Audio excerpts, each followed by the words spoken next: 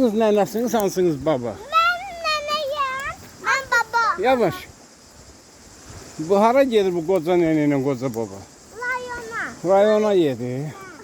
Hansı rayona girirsiniz? Meşe rayona. Meşe rayona. Ya hardan çıxaq meşəyə? Ya bu... Ha, oradan çıxaq, ha. Buradır. Ha, oradır. Baba meşedir. Koca baba kimlindir burada? Benim. Sen kimsən, bax görün bəli. Sen koca babasan, ha? Ha. Bəs sen? Ben nene. Koca nene. Ha. Bak. Benim çubuğum da var.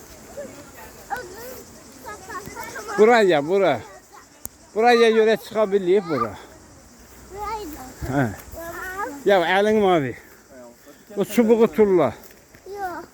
Çıxalmıyorsan, çubuq gözünə başına dəyəcək. Yok. Koca baba var. Aylin koca nenesi ben koca baba. Bunlar size lazım. Lazım bunlar. Koca neneye de çubuk lazım olacak. Koca babaya da çubuk lazım.